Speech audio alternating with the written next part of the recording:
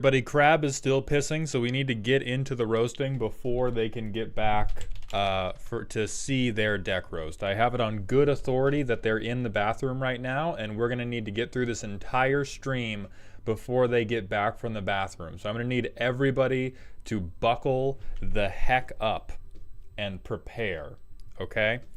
We're going to open up the slideshow. I'm going to grab the order for today.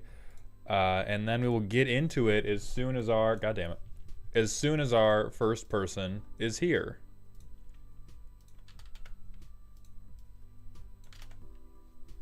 All right, okay, good. Let's go to chat. Roosh, you can't bet on the chair. Scarling, thank you for coming by the stream, my friend. Crab, I have no idea what you're talking about. Benisatrix, thank you for coming by the stream, my friend. So today, we're looking for Orange, Windexter, Kilroy, Beefcake, Phoebe, Exalted Requiem, Jesh, Oath, and Alaren.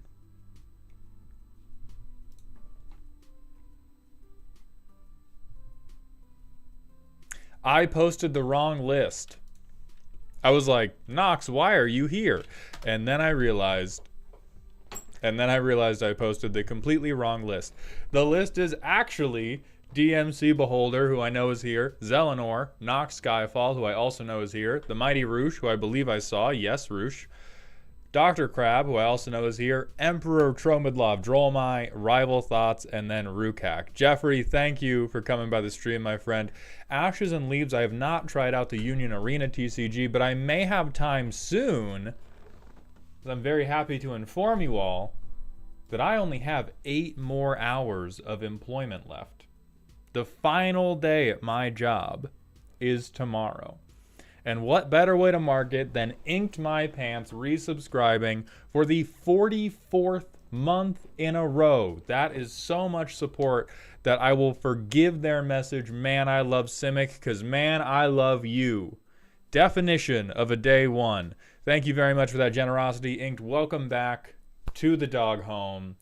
Your seat has been kept warm for a very long time. We also have Petrus1587 subscribing for the 2nd month in a row. Thank you as well, Petrus. Welcome back to the dog home. And Knox Skyfall, thank you for gifting 5 tier 1 subs to the community. Welcome to dog heaven, my friend. We're going to pop TikTok chat out so that I don't miss those fine people. Dungeon Masters Consortium, thank you as well for gifting 5 tier 1 subs to the community. Welcome to dog heaven, my friend.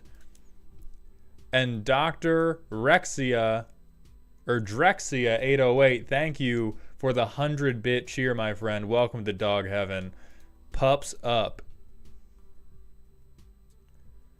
Get shit-faced. Last hour of work, Enoch. I am sober, so I won't be doing that. I used your Grolnock slander as a decklist forum, and it's the best decision I've ever made. Great advice, even if the framing device is seething rage. I'm so sorry to your playgroup, but I am glad you're enjoying yourself. What's up, Chaotic Evil? What's up, Doodles? Yes, but can that commander hit it? Van Winked, almost always. Almost always. DMC, I'm not going to answer that question because we're not going to be waiting longer than like 10 seconds. Loki488, thank you for the Twitch follow. Welcome to the doghouse, my friend. And Bean Mayhem, thank you for the year in a row at tier 1. Welcome back to the dog home, my friend. Hit a year, ready to spend another one finding more Simic commanders to play from your videos. Hey, do Fair Coma. They fixed him in Foundations. Now, New Coma is both so disgusting and also so much better than existing Coma that I am about to tear in half about it.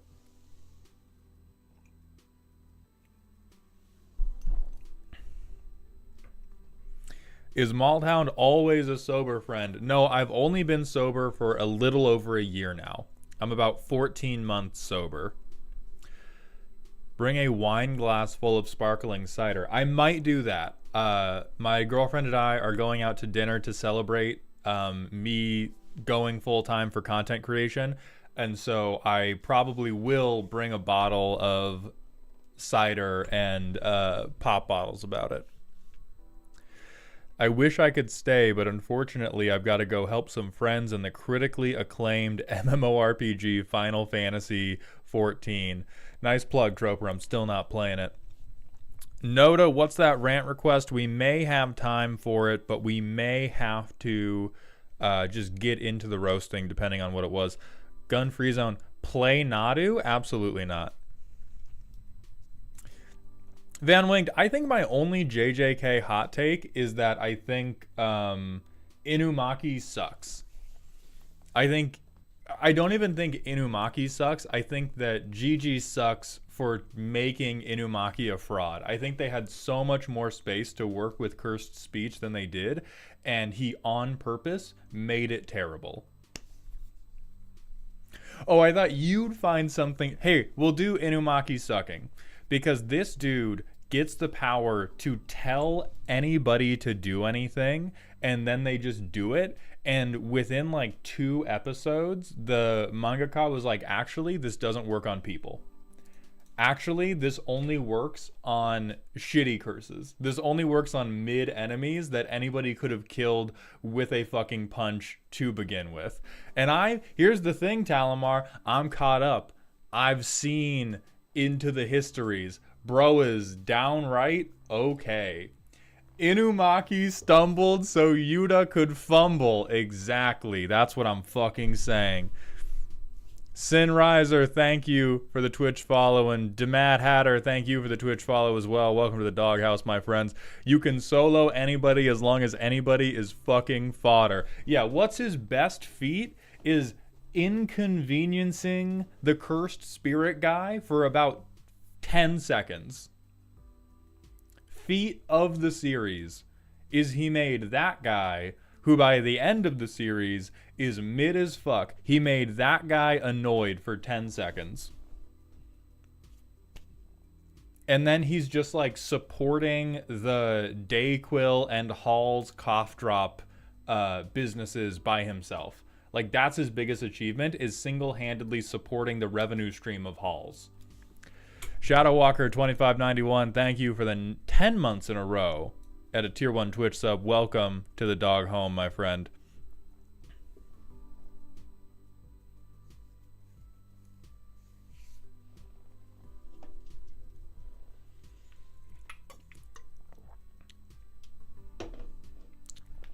All right. So with that little talk, oh, level 4 hype train, very awesome. Thank you all so much, my friends. You know Walgreen loves to see Inumaki in the parking lot. Exactly. If you're gonna talk shit, at least be correct. Now say Shadowbringers was mid as hell. What's Shadowbringers?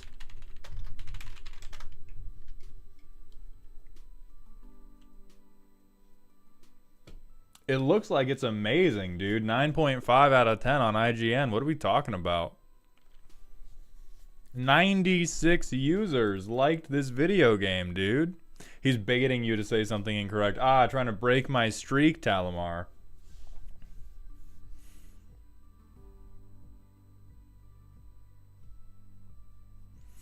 Okay, we're going to get into the roasting. For anybody that has not watched one of these before, my patrons send me a deck list, a power level, and a primer. We do not accept power levels between 1 and 10 because they are fake and bad. What we accept is the listing system developed by my friend DannyPhantom.exe, which is silly to spooky to scary, and that is a measure of how ominous your turns are for anybody that is paying attention and knows a little bit about Magic the Gathering.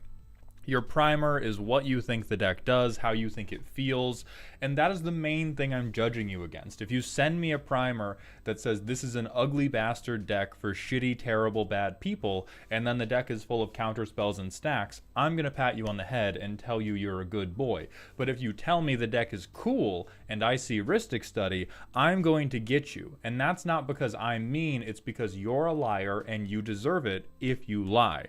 I hope we can all agree on that.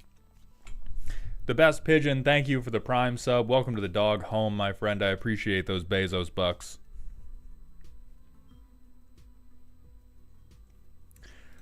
Out of curiosity, what would untested be? Silly? I think you can at least make, like, you should be able to make a silly to spooky to scary determination without playtesting it. Maul, do you like JoJo's Bizarre Adventure? So JoJo's Bizarre Adventure and One Piece are both animes I've tried and failed to get into because the art style makes me want to rip my eyeballs out of my head. One Piece I tried previously, couldn't get into it. I watched the live action and thought, wow, this is amazing. I really need to know what's going on in this series because it is just so good. And so I tried to pick back up in the anime. I made it 45 seconds in before I turned it off and just Googled spoilers. I love Bleach by Amushi. Bleach is one of my favorite animes ever. And JoJo's Bizarre Adventure is like the same thing. I think I watched 1 or 2 episodes in season 1 and then I had to stop because it just made me want to rip my orbs out of my fucking head.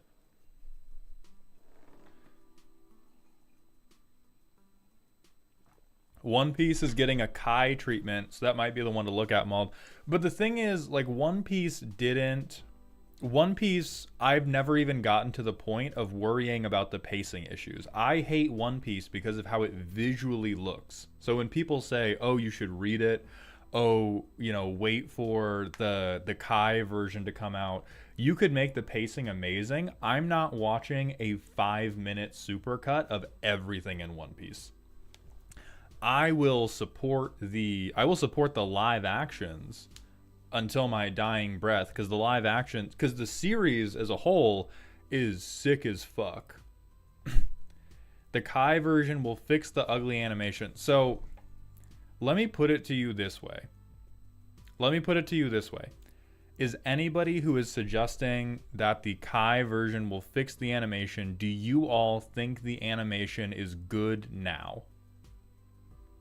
When we talk about the animation being redone, are we talking about you think One Piece's current animation looks watchable?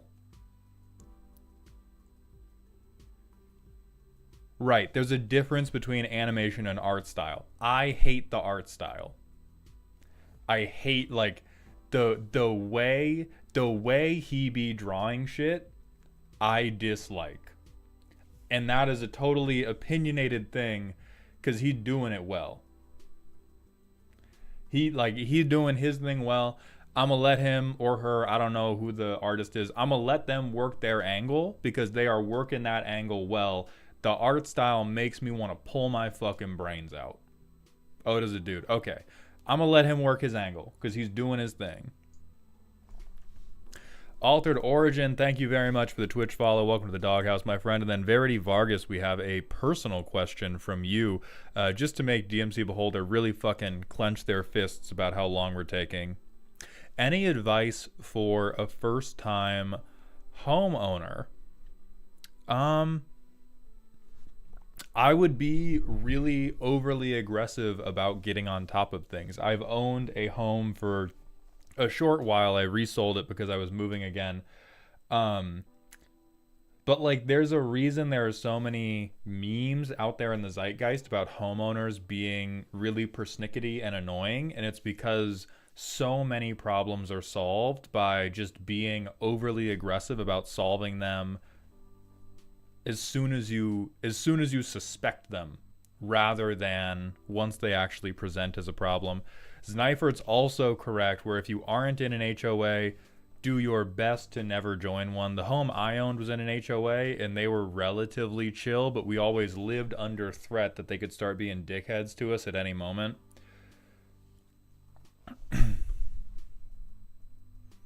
Knox Skyfall says, pay your mortgage. That's a good one.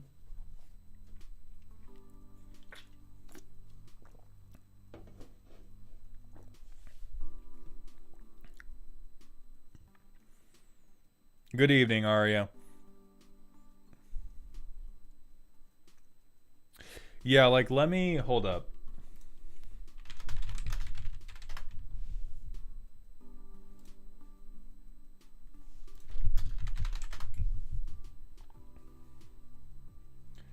Like, everything on the screen right now, this is okay. That one's okay. But I think it's especially how Luffy is drawn. Like, if anybody but Luffy, uh, yeah, if anybody but Luffy was the main character, I think I might be able to stand it. But I think the art style of Luffy is, I just lose my fucking mind every time. Hey Maul, the Patreon says the tier for deck reviews is sold out. You don't want my money dollars. Well, see, Tenebrae, here's the thing.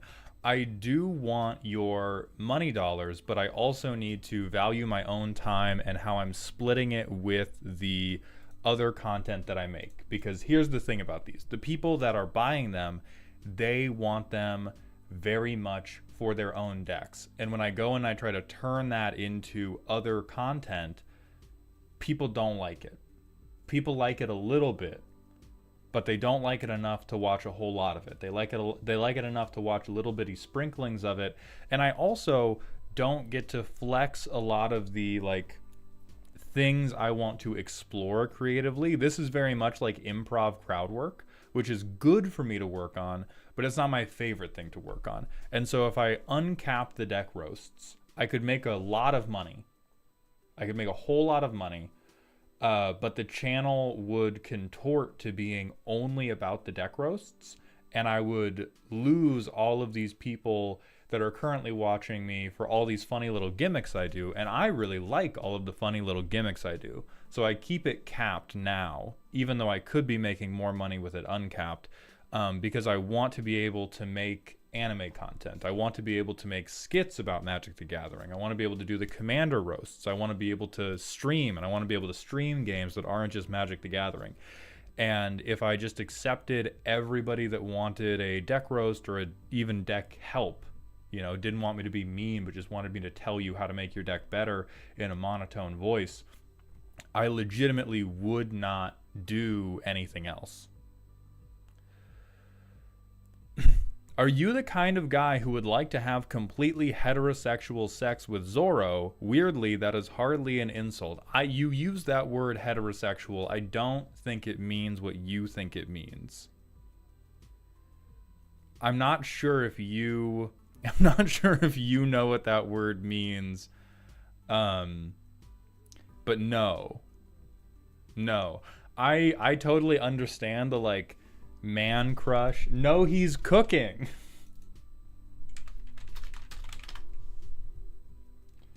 I totally understand the this man is pretty objectively hot. Let's all talk about how it would still be hetero to have sex with him. I would love to admire this man. I would love to admire him from afar and tell him how pretty he is. Nolan wants to know, do you think you could possibly push all Magic content to here and then do a variety channel? I probably could, but I don't necessarily want to do a different channel. I don't know that... I think my channel overall is going to transition to being a little bit more variety while still being Magic focused. But the thing is, it's not a difficulty of, even within the world of only Magic the Gathering content, people do not like the deck roast that much. We did them uncapped for a little bit, and it was hurting my analytics across the board. And so even in the world of, this is a Magic focused channel, my TikToks are all about Magic, my shorts are all about Magic, the deck roasting is fine from a content analytics perspective. Oh, Cheeky Dragon, thank you so much, my friend. Because I think it's sort of because the deck roasting is improv, most improv is 80% not that interesting, and it's carried by the 20% that is really, really interesting. And some people, the 80% that's not interesting in the deck roasting is usually the mechanical tidbits where I go, okay, this is the card you should include, these are the cards you should cut. And the 20% is when I can come up with something really funny on the fly. And there's a lot of people where when we go to the technical side of it, they just tune out. And the 20%, or more often the 10% of the time I'm making a good joke, is not engaging enough. And that's just how it is. I logged into my account and it muted the stream for some reason. Well, Aaron Messer, we were going to talk about good cards, and I would not want to hurt your brain by exposing you to those. You keep playing Simic, buddy.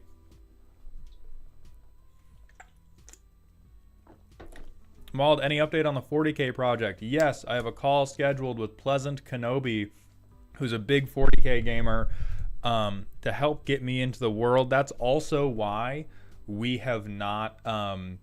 that's why we've not put up any new sub goals, because I don't want to try to collect on any new sub goals until I fulfill the Warhammer stream sub goal. So I'm still setting that up, and doing any other sort of like pushes for that are on hold until I get that done.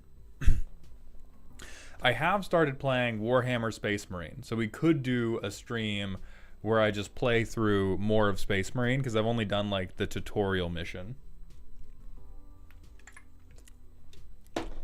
Okay, I think that's enough vamping.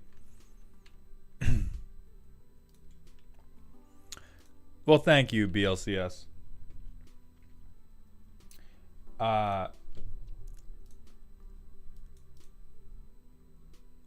What aspect of Warhammer are you doing? Yes.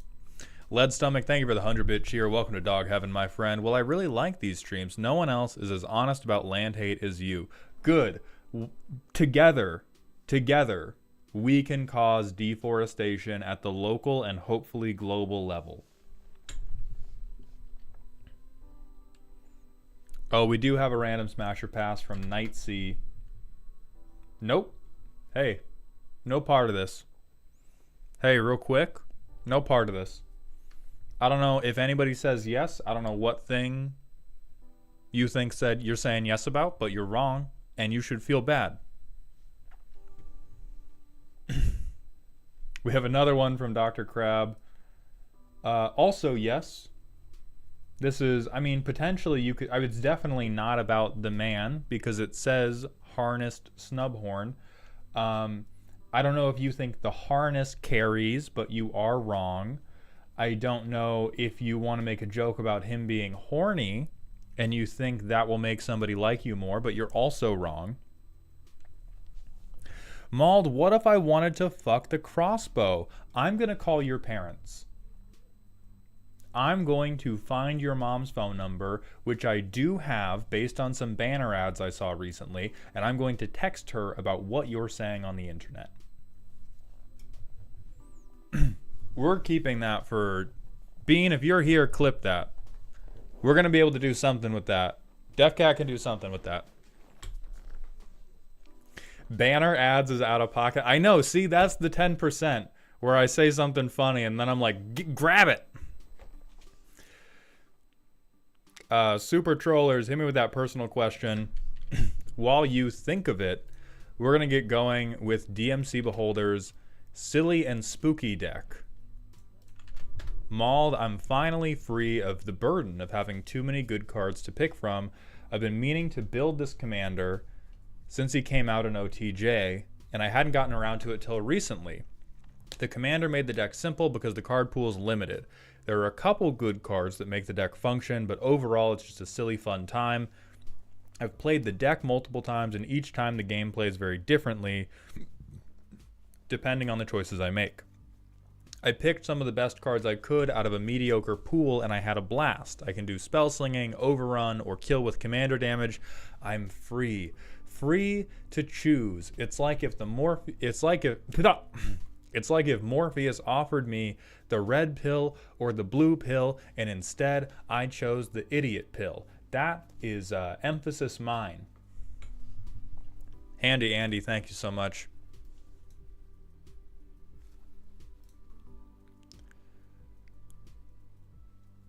Nightsea, yes, you'll have to wait for the rant redeem now that we're into the roasting. And then Super Trollers, I'm looking for that message.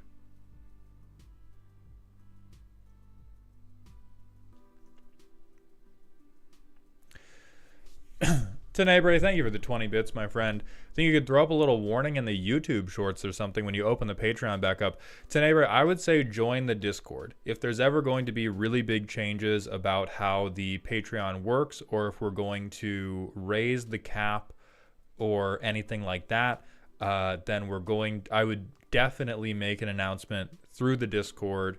Or I think you can become a free member of the Patreon, and I will make any updates like that visible to free members as well. So Discord or Patreon, but you don't have to give me any money, and I'll make sure you can see the update. Super Trollers, which character has the best blueberries? What series are we talking about?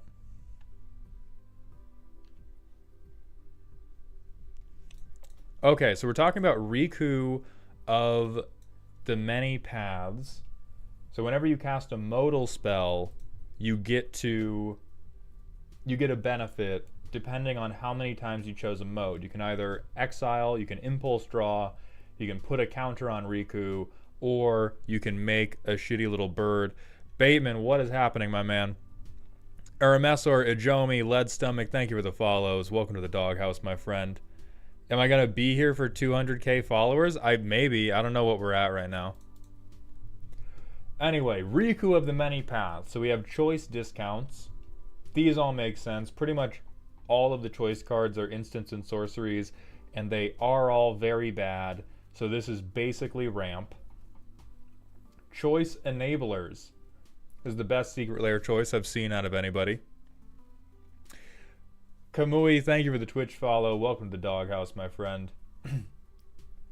How many lamps do we have? 35. 35 is probably appropriate. The talismans are definitely the responsible shithead's choice in terms of fixing your colors. Choosing to buff my stuff. Applied Biomancy. Holy God, this card is shitty. I mean that in that's good. I mean that in a loving way. The point of Commander is to take a card and go, holy shit, this is so bad. Positive. Fever Charm. Target creature gains haste or +2/+0 or 3 damage to a wizard. This is already so bad, dude.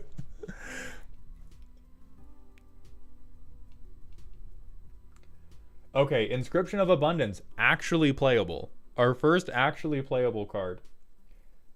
+4/+0 and trample. Honestly, for the commander damage game plan, it isn't the worst thing I've ever seen. Choose 2. They figured out the secret. Because I was going to say we have so many. I mean, choose both here is good. Choose 1 is really tough for Riku of the Many Paths, because you want to be on some like ADHD kid in a donut shop behavior where you're just grabbing, you're getting samples of literally everything. You do not want to be committing to monogamy like this. Spree is good. So you choose 1. You're tricking yourself, not us. Choose 3 is really, really hot.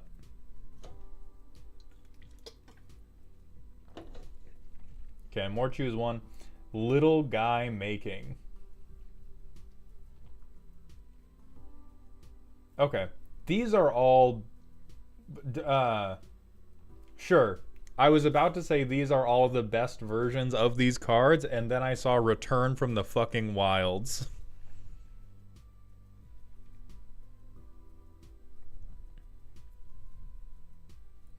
Giving a choice for a laugh.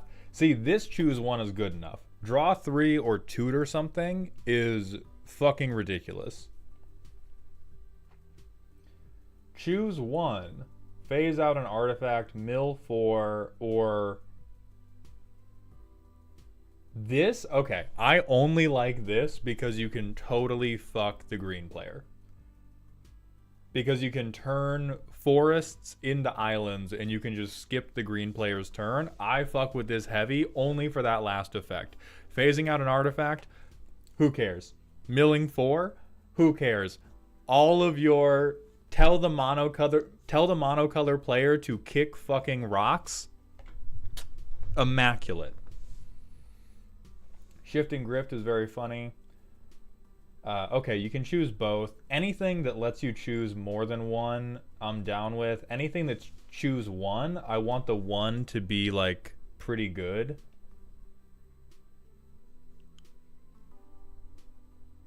Choosing to terminate your stuff. Okay, putting the burbs and little guys to use. These are...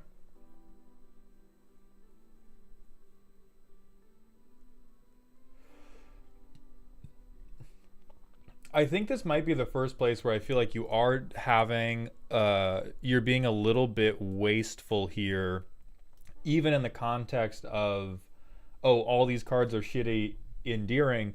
A Gate Instigator and Impact Tremors both aren't bad. Neither is Molten Gatekeeper.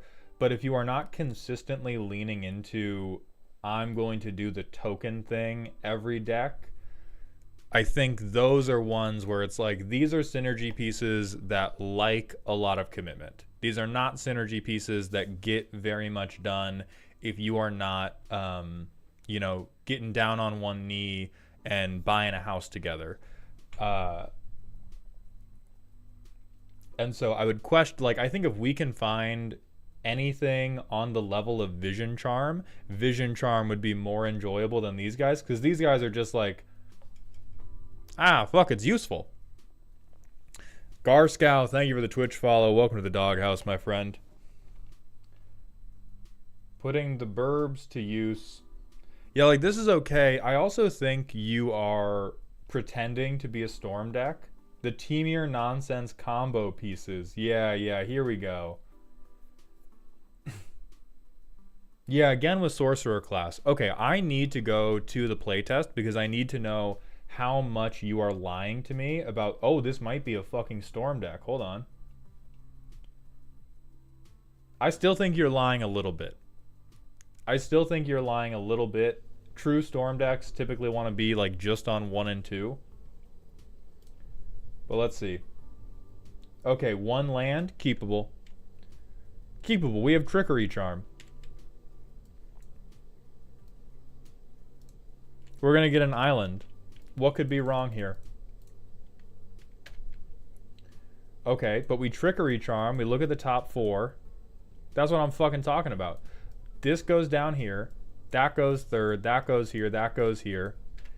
So what? We miss 1 land drop. What are you so fucking mad about? And then we third path Iconoclast. And then we play a tap land because we suck. But we also play Electromancer. And then we don't have green, so we play Chromatic Lantern. And then it's turn 6, and we've played our 3-mana commander. What is everybody fucking freaking out about? Also, Kettlecorn Gaming, thank you for the 100-bit cheer, my friend. You think you found an idea. You can drop it. I'm not sure if I'll have a lot of time to focus on it this stream, but please let me know. Okay, and then after this, we can't ramp. We have some choice cards, but we don't have a lot of ramp. We have a trigger doubler, which would be pretty good for us. And we have Inscription of Abundance. We can't pay for Inscription of Abundance's kicker cost anyway, so I'm just going to choose 1 and get the double triggers. And I'm going to exile and then put a counter onto Riku. And we will choose probably 2 counters onto Riku, and we'll play this tapped. And now we have a land drop. And see... Carcinogenics, thank you for the Twitch follow. Welcome to the doghouse, my friend. And this is what I'm talking about, where I think the deck's attention splits, but not in a Manic Pixie Dream Girl way. I think in just like the sales department and the accounting department aren't communicating well enough at a multinational paper company.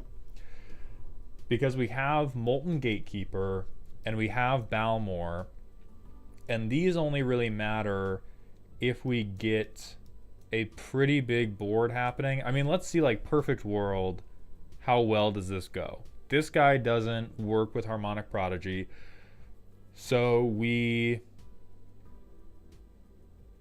fucking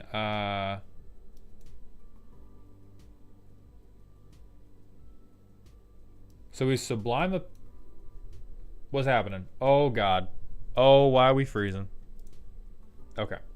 So we sublime epiphany.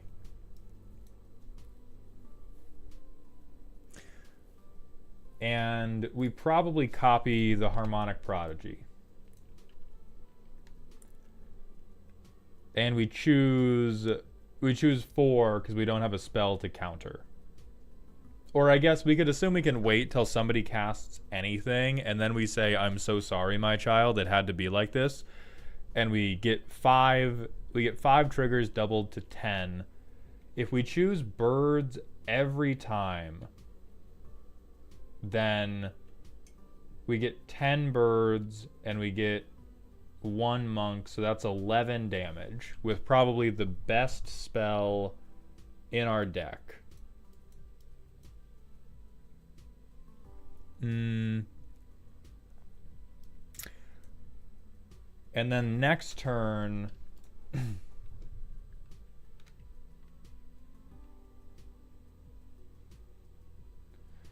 okay, so if we have the copiers, I almost believe in this, but I still think that it's a little...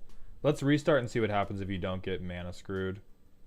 Which, this hand's gonna mana screw you, my god. This is not good either. So you're down to 6 cards now, but we can definitely keep this. We will tuck... probably that guy. Draw for turn. Search for a forest. Next turn, we keep going. We don't cast anything. We're just going to say our mana's fixed. We play Riku. Then we start making guys. Airborne aid doesn't matter because we're not making birds. We probably do Storm Catch and then Branching Bolt. And we're going to choose 2, and we will make a...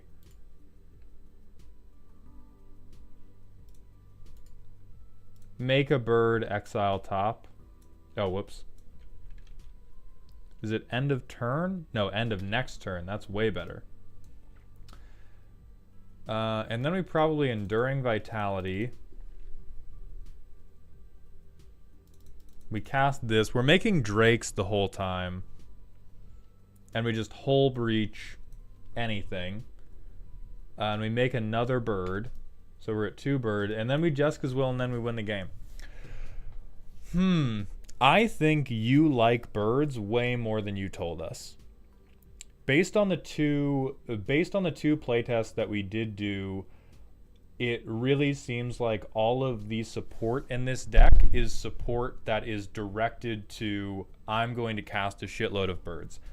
It does not seem like there's very much support or any support dedicated to, I'm going to be impulse drawing. I don't think there's any support dedicated to, I'm doing commander damage with Riku. I think that's probably an accidental thing that happens sometimes, but I think the main thing that this deck cares about is, oh ho ho, I am a Simic deck, I am making Simic tokens, but me also have Jessica Will. Die, infidel.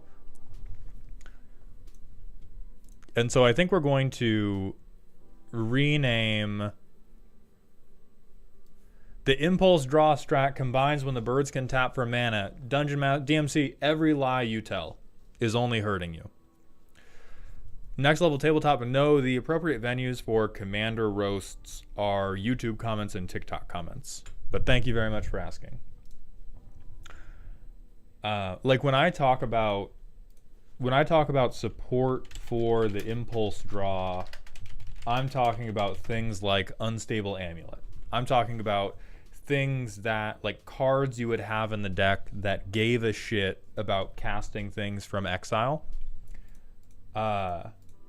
Or if you want something with motion,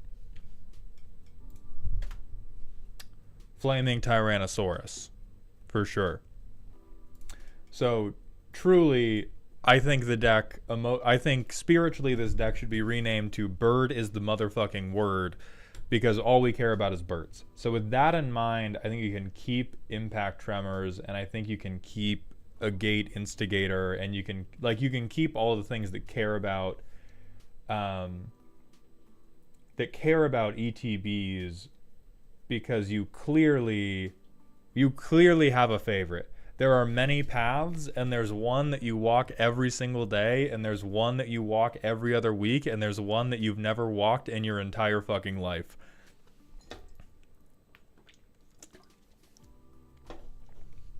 And that's okay. We need more win cons, though, yeah. Whether or not they need more win cons is mostly determined by how aggressive they want the deck to be. I think what I would wholeheartedly recommend for this deck is better win cons. I think Balmor Battle Mage Captain is you're lying to the table and to yourself, and it's okay to lie to your table sometimes. It's never okay to lie to yourself about what your deck is doing. And I think there are individual situations where the deck can storm off and then Balmor becomes good. But with what the deck is realistically doing, Balmor is far less useful than Endray's Forerunner in terms of how likely you are to legitimately be casting spells. Commander players don't seem to have learned about flying yet. I'm not talking about that. I'm saying as a board booster, you are just playing bad Craterhoof. Because the playtest we're doing and the way your mana curve is oriented and the way your ramp is oriented, we're not storming off. We're not casting a bunch of back-to-back instants and sorceries to try to win the game. We are making a shitload of birds, and those birds are beating people to death, which is well-walked ground. And so this deck very much wants things. Okay, dog, we all know what card. Holy fuck.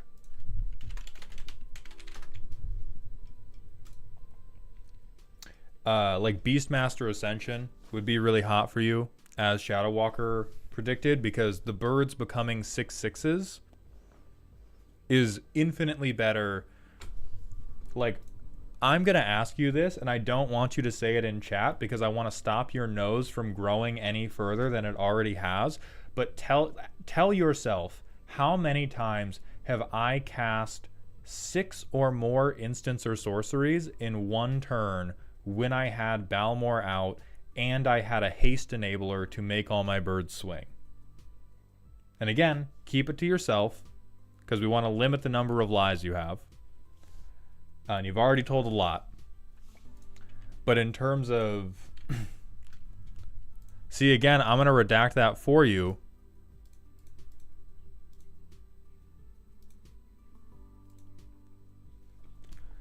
But overall, if our game plan is I make a million birds, then the types of finishers we want are Beastmaster Ascension and not Balmor, because the birds already fly.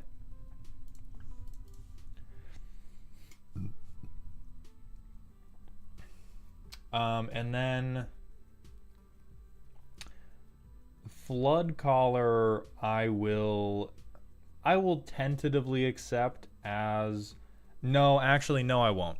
I think this is, again, this is Manic Pixie Dream Deck land, considering what's going to happen if you happen to get Valley Flood Caller out and you happen to get Enduring Vitality out, and in other situations it does basically nothing. So I would very much recommend cutting Balmor and Valley Flood Caller and Sorcerer class for me when I punch people to death. Flood Caller lets the birds tap for a ton of mana so I can do the storm off thing. You have one way in the entire... Oh no, we have two. Okay, that's getting better. We have 2 ways in the entire deck. 3 ways in the entire deck, but they can't tap for green.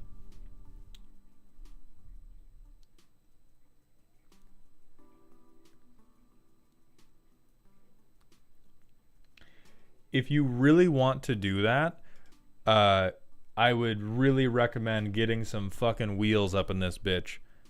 Because if the thing your deck wants to do is dictated by, I need to draw 2 out of 4 cards in my entire deck that have this effect, it's a recipe for never getting to do that cool thing and basically always doing like a milquetoast thing. Isn't giving all of your spells flash really strong though? It depends on the deck. This deck already has 22 instants, and it already has a lot of ways to interact.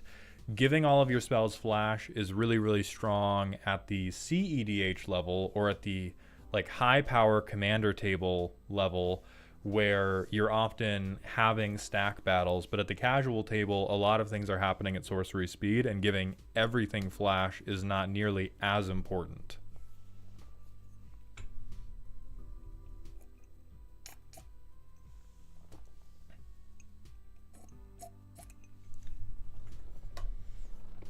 But I also think it depends on what you want out of the deck, because right now this is a, when the stars align, I get to do a very silly thing, and the rest of the time we're kind of meandering.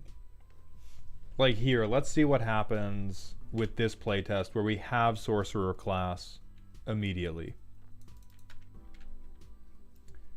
So we get to Sorcerer class, we get to draw 2.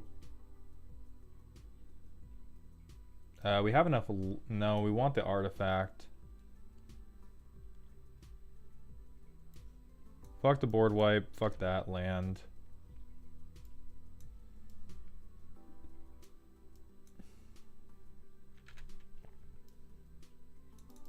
Play another land. Do that. Do that. Play another land. We get to surveil 1. This time we'll actually put a land in the graveyard. I'll level this up.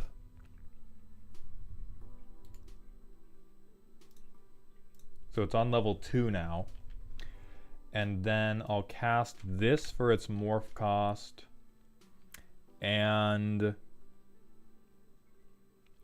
I'll deal 3 to all flyers. And I'll make a bird.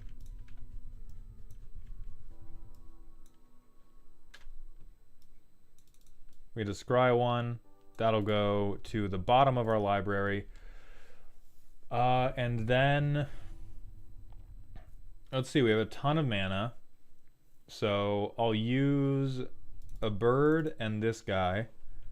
And then 1 land to do Flame of Xelinor. We control a wizard, and so I'll draw 2, deal 5. We'll make a bird, and we'll exile the top. Draw 2.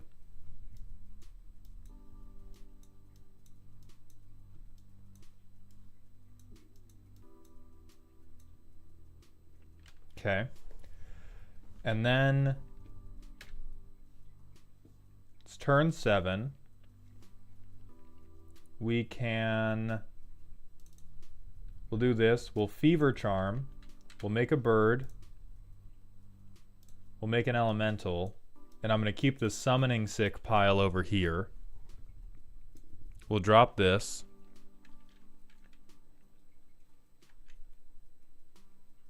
That goes away. We can trash the town for, we need 5 total. 2, 3, 4, 5. We trash the town. And we got to do 3, so we'll exile the top. We'll make a bird that's Summoning Sick, and we'll make a token that's Summoning Sick. And we have Inscription of Abundance exiled here. So we can't pay it for the kicker cost, but we can make this guy, he's big now. We punch, draw 2. We have Harmonic Prodigy now. So it should be go time. So we're going to kick Inscription of Abundance. We're going to kick Inscription of Abundance. with our million tokens. Everything's going to double trigger. So we get to exile the top twice. And now that we're getting our doublers, this might come together. We're going to exile the top twice. We're going to make two new Young Peasy tokens in this pile. We'll make 2 new birds also in the Summy Tummies pile. Then we will for 5. 1, 2, 3, 4, 5. We'll do everything for... Oh wait, no, this was what we were already casting. Never mind.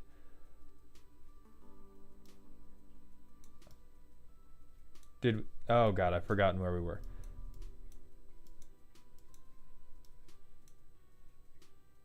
But we'd exile 2 by casting Inscription of Abundance.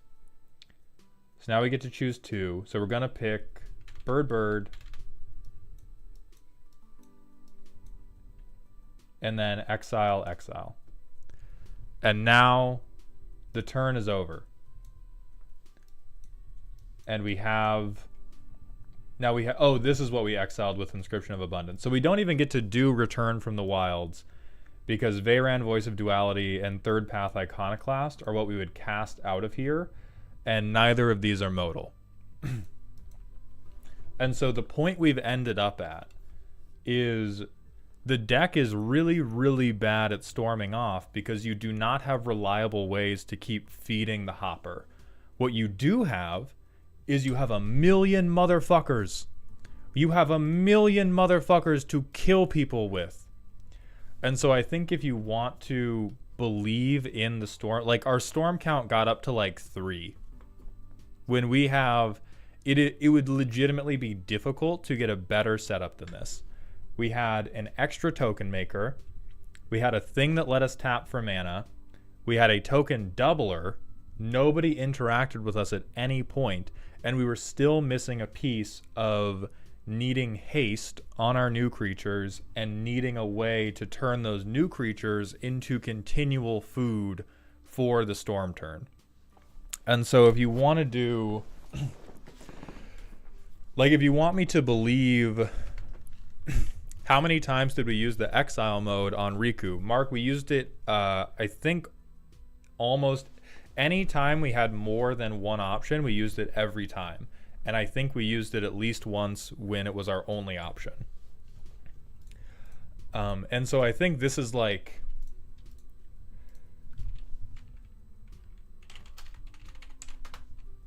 Like you telling me that this deck can storm off when we get something that makes our creatures tap for mana is very like Utah agenda energy. I don't know if you've seen JJK, but when you do watch it, because it's a great show, you are going to be someone who thinks Utah is in the top 3. And that is a term of endearment. But what I'm trying to impress on you across these playtests is that storming is not happening. The deck is not built to storm. It can. It's truly not. It's not impossible for the deck to storm. But what the deck is right now is birds. It is the entire pigeon population of New York coming to shit on your head. And the things that do that much better than something like Sorcerer class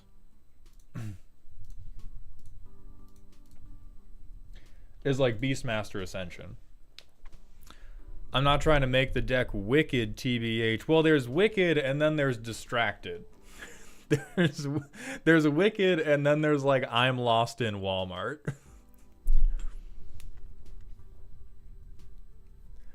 I feel like value Riku is better than Storm Riku, like running more modal counter magic. I'm not arguing for Storm Riku. I'm just trying to impress on why I feel like if we were going to... because again, we have selected yes in the improve this deck column. I want to be so clear that all that has to happen for me to not do the 10 minutes of yelling at you in this part is for us to just go, no, I like the deck how it is. I don't want to hear a goddamn thing about how to make it better because it is my perfect baby and I love it very much. But motherfucker, you picked yes. And the yes is that these are wasted ass cards. They are wasted ass cards in terms of what the deck actually executes. And so anything like Beastmaster, like, you know what? How bad do you want to make an Angry Birds joke at your table? Because that's what I'm putting on the table right now. I'm not saying switch to Storm. I like the deck how you have it for the most part. I'm saying there's like 3 or 4 cards that are committed to this fake Storm gimmick. You could instead say, I kill you with Angry Birds. Let's talk about it. Let's talk about it.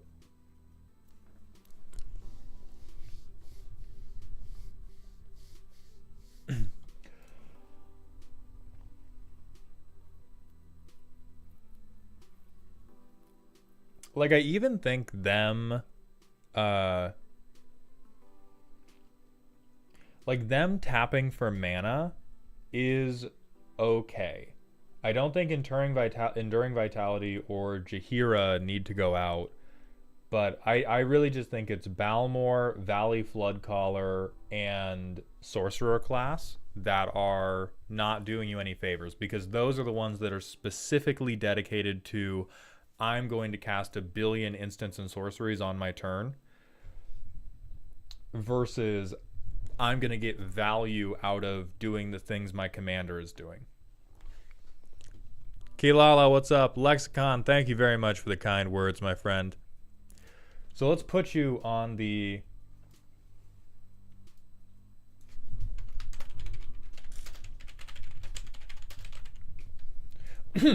This is how the personality matrix has looked like since before the stream started. So let's put you on the matrix in the spot you've deserved to be in the whole time, because again, this was how it looked from the beginning.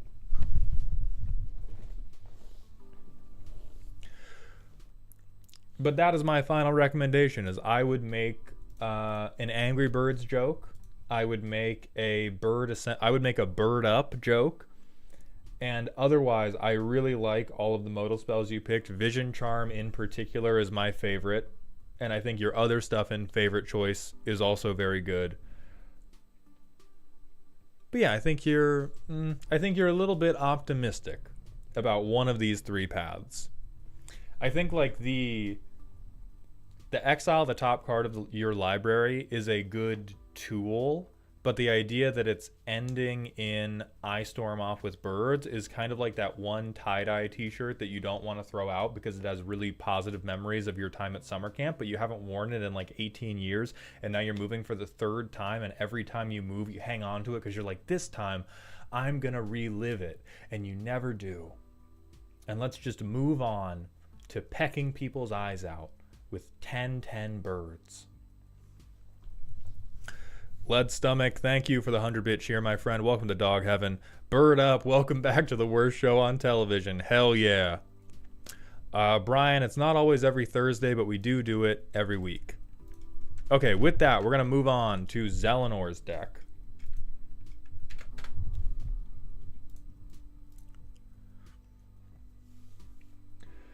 The deck of many answers. Try to weaponize table politics to get my opponents to kill themselves and or each other.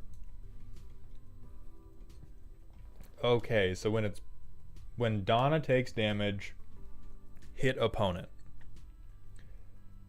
You can draw a card, and if you do, no touchies. I see 37 lands, so I'm guessing you just tagged half for generic psychopath reasons. Okay, we're gonna keep it moving. 4 ramp pieces. That is aspirational. Containment Priest, Lavinia, River Song. For some fucking reason, it came in the precon you bought, I'm guessing.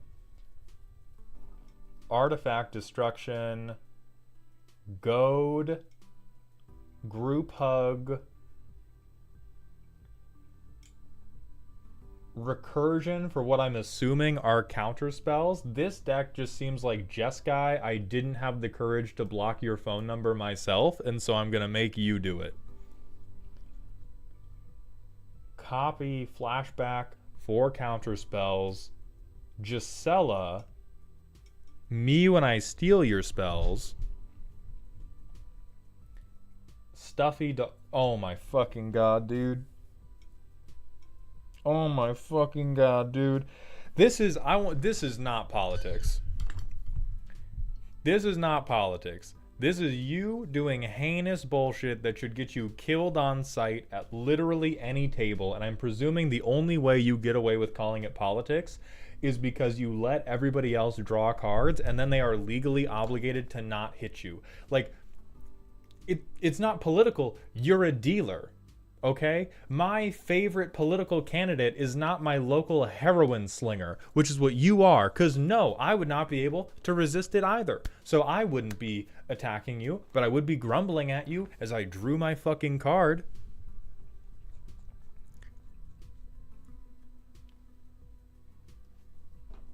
Okay, deal everything to Donna. I like this. This is deflecting palm at home. And we also have real deflecting palm.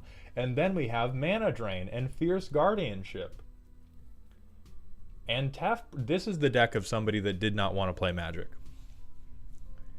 This deck, you rename it to Under Duress right now.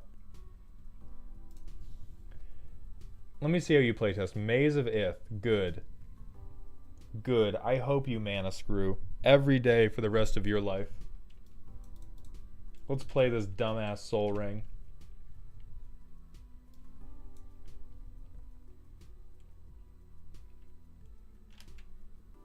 We can't do... Oh, we can... No, we can't even play Donna Noble because this doesn't tap for fucking mana. Okay, we'll bring Boilerworks back. Planes. Oh, we would have had to discard. Sure, Containment Priest.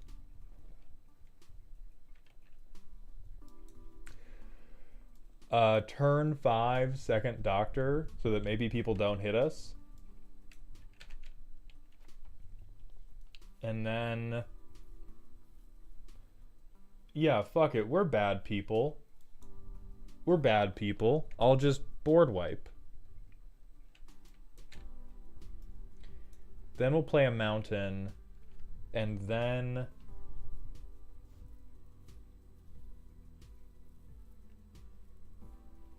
Then we just skip somebody's turn.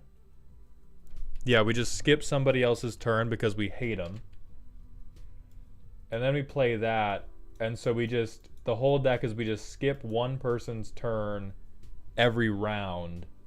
Because each upkeep we get Mandate of Peace back and we recast Mandate of Peace over and over and over. The Condor, thank you for the Twitch follow and the Twitch Prime sub, my friend. I appreciate those Bezos bucks.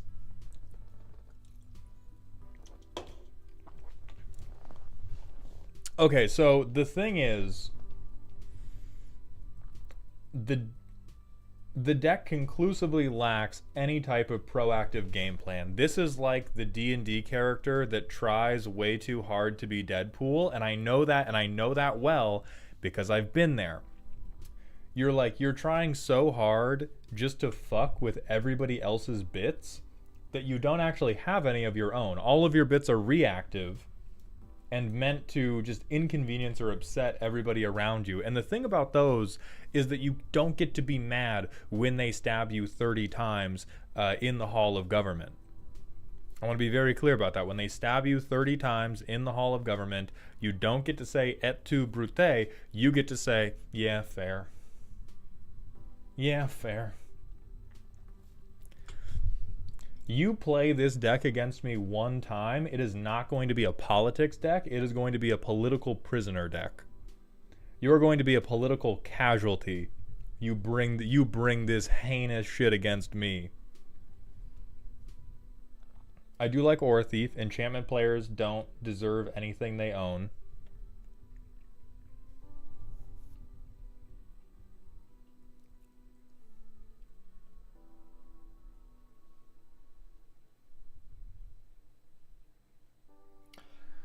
Like oh god, the untagged enchantment section is particularly offensive because like repercussion, blind obedience, everything but the generic value pieces read to me like a 5-year-old who got overstimulated when trying a new activity. Like they walked in and then got really freaked out and when everybody stop fucking moving. Everybody stop fucking moving right now. Nobody do anything, okay? I need chocolate.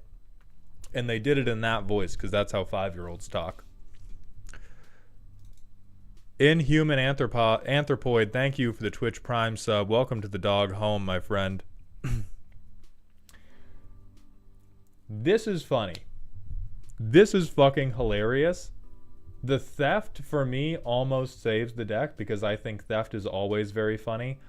I do not believe it is enough. And this is a... This is a personal slant, but the entire channel is a personal slant, and so, you know, fucking deal with it. But I really think an important aspect of Commander is having 4 people that are trying to win the game. I think the dynamics when you only have 3 people that are trying to win at Commander, or the dynamics where you only have 2 people that are trying to win at Commander, or when you have 5 people that are trying to win at Commander, get really uninteresting really fast. And this deck does not give a fuck about winning at Commander. I realize you've said trying to use politics to get my opponents to kill themselves and or each other, but what you're really trying to do is just bike lock everything so that they can't get you, and then you hope for the best.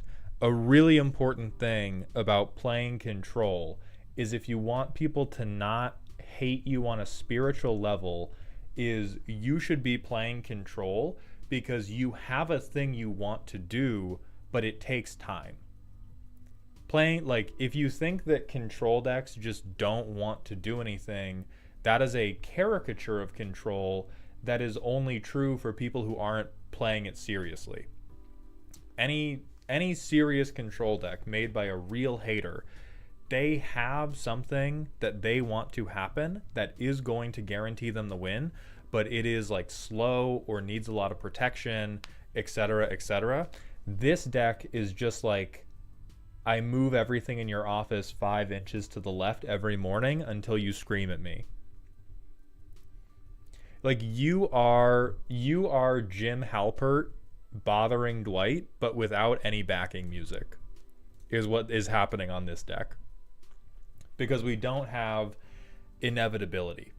If you were doing all of this and then said, I'm going to do it so I can windmill slam Eldrazi, or even if you said, I'm doing this to protect my Teferi game plan, I wouldn't like you. I wouldn't respect you, but I would see you.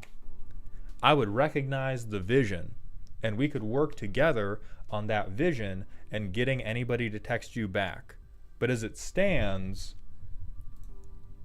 this deck is sitting in the corner and just chucking bags of piss at people. And then every once in a while you get to do something very funny with invert polarity. So overall, what I would recommend for improving the deck is no individual card, definitely fire.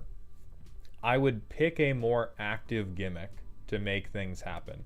You have the beginnings of one. The deck tries to win via burn for what it's worth. I think tries is the operative word there, because you have the beginnings of a gimmick with cards like Repercussion, Gisela Blade of Gold Knight, and Stuffy Doll. But if you were going to do like Repercussion and burn, where the fuck is my Blasphemous Act? I think this is very similar to the Storm situation in the previous deck, where your deck thinks it wants to win via burn. Maybe you've even taken a game via burn because the rest of the table does 100 of the 120 points of damage, and then you are able to do the last 10 because you have Gisela and Brash Taunter out, and you like fight something big and then win.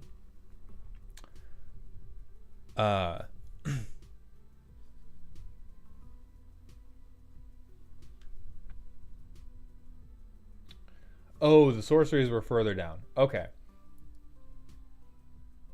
Okay. Yeah, so I would say um this is still like the beginnings of a control burn list, and then we have a lot of random bullshit go.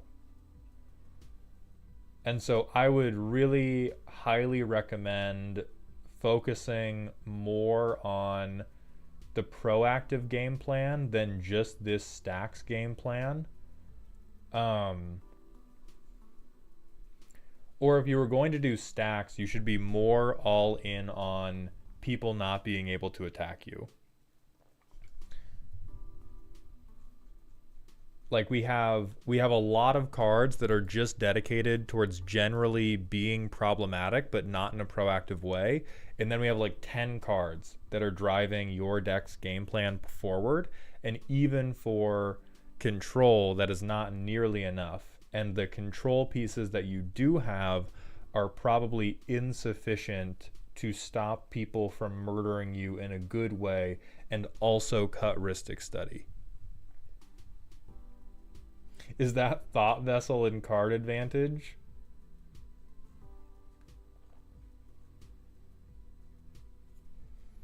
Do they even have a card advantage tag? I think I just coasted straight by it.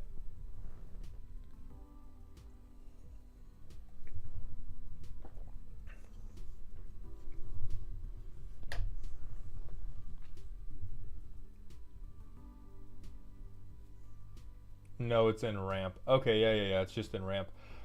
Um, I also think your ramp is lacking in terms of fixing your colors and making sure you hit your land drops. You do not really have any good card advantage at the 1 and 2 mana range, and that is a lot more important than people think, because your commanders are 4 mana and you want to get out to a game plan where you're defending yourself. And so if you get color screwed in the first couple turns, you are basically immediately fucked. And so things like, as always, subject your deck to the frantic search test, subject it to the moment of truth test. You know, if you're in 3 color, probably getting the talismans in here is going to be really important for you.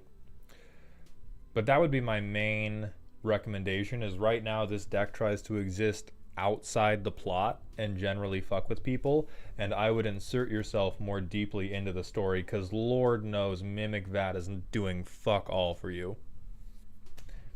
I'm here to tell you right now, whatever play you have made with Mimic Vat, Talisman of Conviction. Just make a white pip, brother.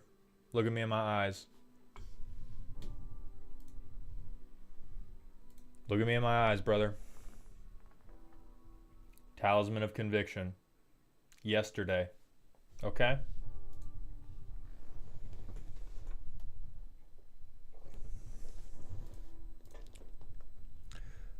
Lead Stomach, thank you for the 100-bit cheer, my friend. With a deck like this, please drop the pretense and become cruel on purpose.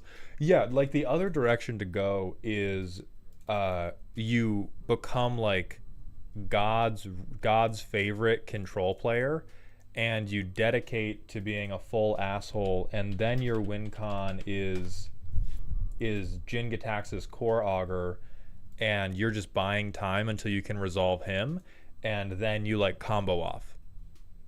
People will hate you for it, but it is like a cohesive gimmick that you can go for. Is I'm just going to try to stop everybody from killing me until I can legitimately tie you up and toss you in the river and watch you drown to death. Alex, the deck submissions are currently done through Patreon, and it's capped per month. Sheen Skinny, thank you for the Twitch follow. Welcome to the doghouse, my friend. What's Bright Flame? Oh yeah, this could be funny for you. This could be very funny for you. What's Light of Sanction?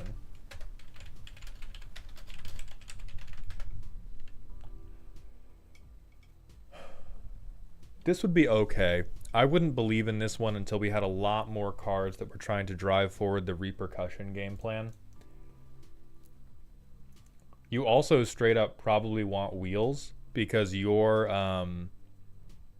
game plan of I'm going to win through burn relies really strongly on repercussion. And so if you don't find repercussion either early or at some point during the game, I do not see much of anything happening. Destiny Cloud, thank you very much for the Twitch follow. Welcome to the doghouse, my friend.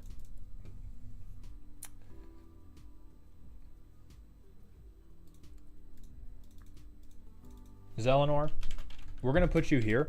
I do think this is a Dr. Jekyll Rhystic Hyde situation where if you get Rhystic Study, I believe that deck can do something proactive. Because if you get to draw 4 cards every turn cycle, most decks can do anything. But your density of proactive cards is so low that I really doubt it gets anything going on its own without Rhystic Study. So I'd recommend like Wheels, I'd recommend 1 and 2 mana card draw, and I would recommend a couple more of those damage-based board wipes to try to convert repercussion into killing people. Because that's funny. I think that's funny. I think even if you do this like pillow fort, haha, I'm not touching you game plan, and you hit them with fucking Star of Extinction repercussion, me personally, I would laugh. Me personally, I would laugh. Dark Shadow 1048, Vigilant Quasar, and Mel XP. Thank you all for the Twitch follows very much. Welcome to the doghouse, my friends. We're going to move on to Knox Skyfall's deck. This is not my deck, but a friend's one he asked me to submit for him. This is his first time being roasted and is his Christmas present. This deck is meant to be scary. Oh, and it's Caesar Mauled. Okay.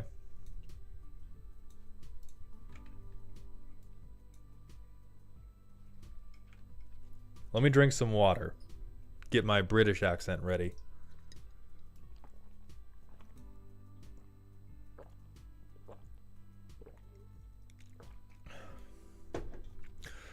Alright, chaps. Let's have a look-see then.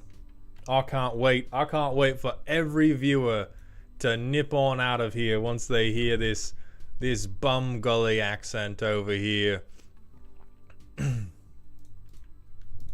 Let's have a very Merry Christmas indeed with Full Metal's Keurig deck. Life is a resource and we're using it. There's no primer. This is retaliation, not instigation.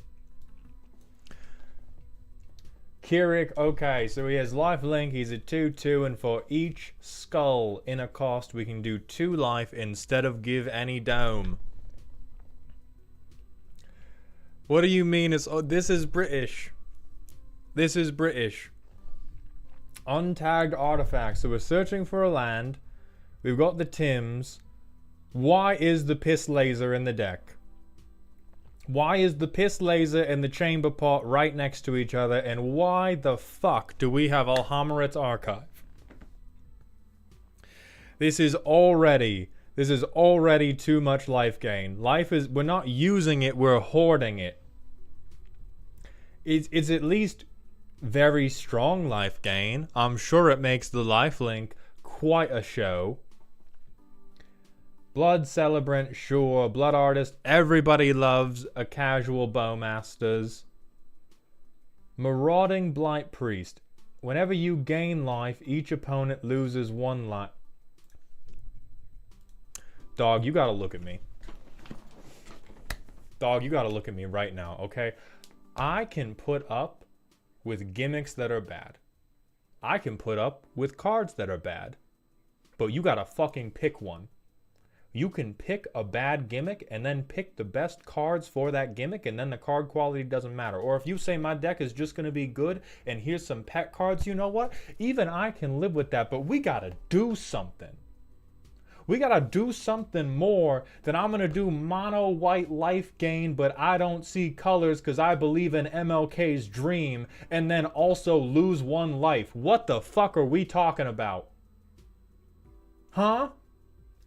What in the absolute fuck are we talking about? Marauding Blight Priest. I am going to freak out. Sure, lose half. Who gives a shit? See, this is what I... See, that's what I'm talking about. I'd like to apologize to everybody. I hold myself to a certain standard, and I don't even know what region I was lampooning with that voice. Let me try to get back into the British voice. I say, that's nothing.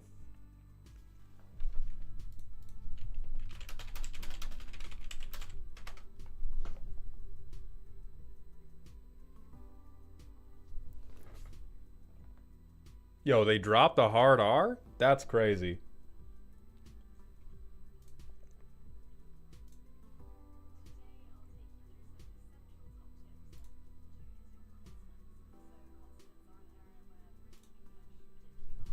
Everybody just fucking wait. Everybody just fucking wait, okay?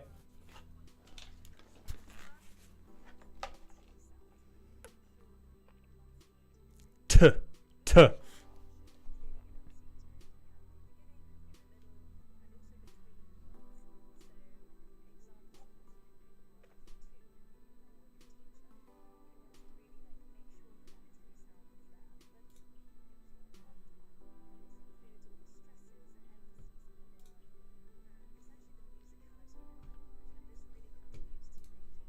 Can I get somebody who's speaking in a British accent, please? Why is nobody actually doing a British accent in these videos? There we go.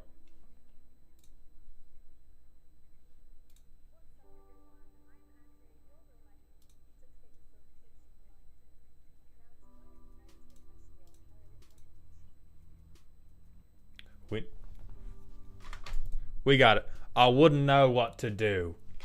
We're fucking in. We're back. I wouldn't know what to do. Right, so enduring tenacity. I believe in that one. Because it's the amount of life you're gaining. And the amount of life you're gaining is probably a right lot. Indeed, right? But we're not gaining life over and over and over again. We're getting buckets of life. We're not bending down to pick up a fucking dime worth of life. Sheoldred. I mean, this one's just good, so okay. Whenever an opponent loses life, you gain that much life. For 5 mana? Really?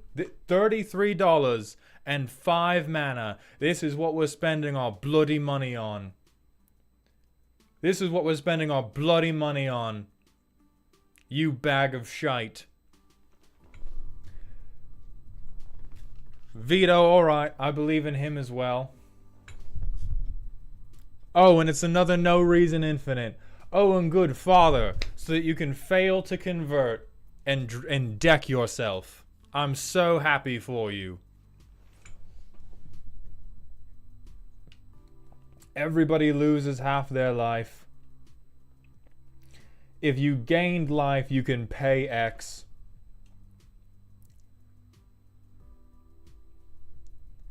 Trespassers, bloody curse. I swear. I swear, old chap. This is a coward's Keurig deck. I'm going to tell you this right now, Gov. This is the Keurig deck of a man who stormed the beaches at Normandy, tripped and cut his toenail, and then was removed from the action and has had nightmares about it ever since. I would immediately not class this as scary, but I would class it as fucking ridiculous. We're going to put a new category in, just for you, called Goofy.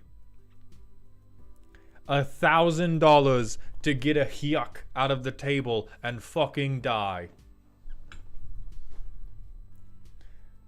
We've got Urza's Saga. And for what?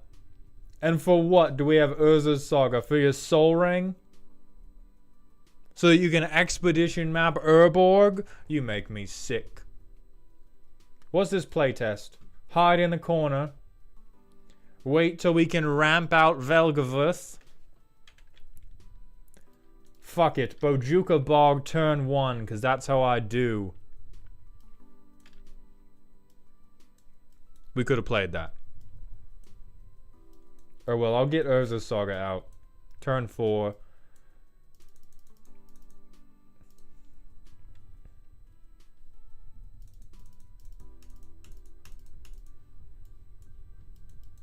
I'm making you watch this whole thing.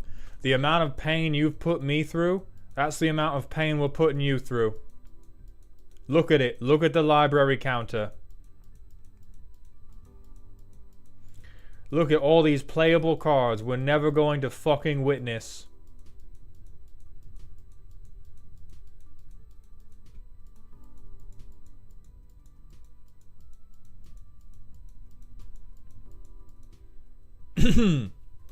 Alright. Now how do we win?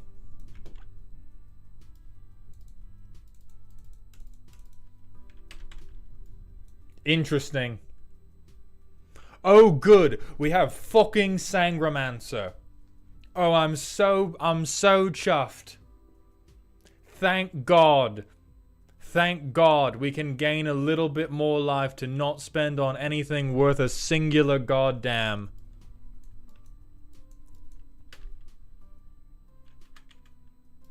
Little bit late, but here she is. Oh look, we fucking died. Would you look at that? Incredible.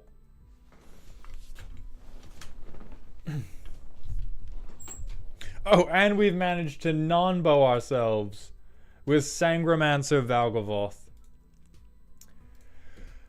Alright, Lead Stomach, thank you for the 100-bit cheer. This deck is for people who work at McKinsey. So, overall, I think what probably happened when building this deck is they made a version where they used their life as a resource and then they got killed by one lightning bolt and then they let the fear control them. Overwhelmingly so.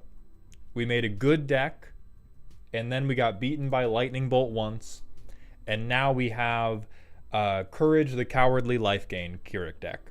Or Keurig the Cowardly Life Gainer. We certainly don't have enough draw to support Alhammar's Archive. Throne of Eldraine, sure, because we're in monocolor. Cosmos Elixir is fucking ridiculous. If you ever get back up to your starting life total as a Keurig deck, I'm coming to your house and I am repossessing the secret lair myself.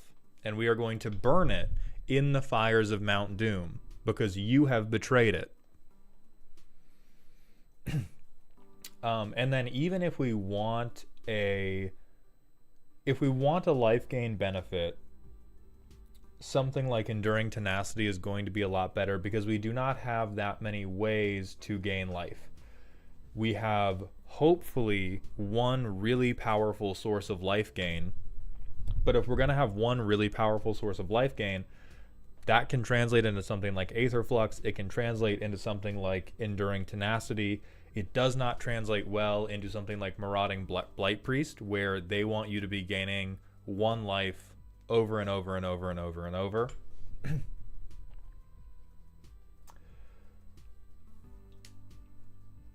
I'm also not confident in Tavash because I think there are just better things to pay your life into.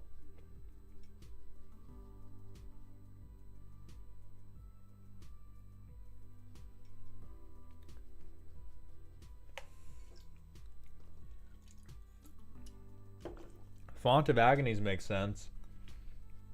Necrodominance makes this seem like a combo deck that never really materializes. What's up, Seafood? Thank you for coming by the stream. I think that there are some scary pieces in this deck, but I think this deck is like... This deck is almost trying too hard to not be CEDH. Because we have the 2-card I win the game, you all die infinite. We have some of the pieces of really explosive ramp that let us win the game. And then to stop ourselves from becoming CEDH, we have the bling for CEDH. And then to stop ourselves from going all the way, we've kind of turned sideways right at the end by leaning super hard into life gain. And I think if you want it to be lower power, you should just pick a worse gimmick in the first place. And if you want it to be higher power, your concern should not be, how do I gain the life back? It should be, how do I make sure everybody's dead by the time I've spent all but 2 of my life?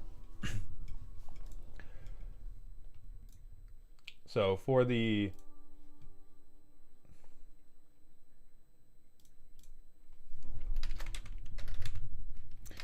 personality scale, you definitely go here. You have not thought about the lingering odor of being a life gain player, and I really think you should reflect on that for a couple hours. Trevor asks, so to make it clear, Keurig should only run life gain for emergency situations instead of allowing yourself to overindulge. I would say so. I think your main way to gain life back in Keurig should be trying to swing with him.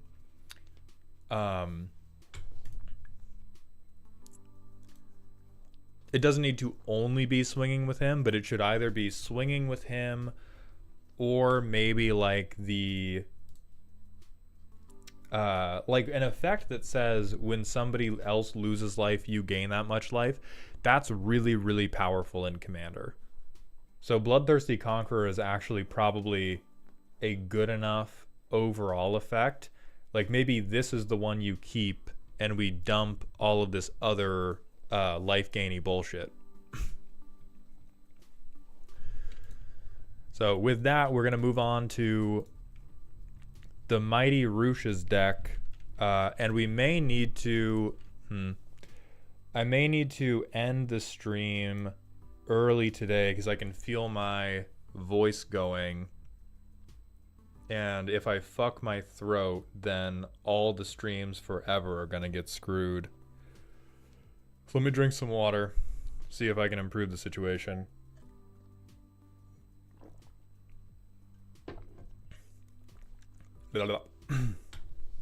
Okay.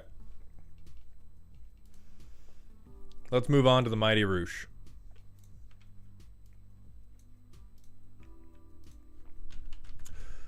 I want to punch you in the dick with birds.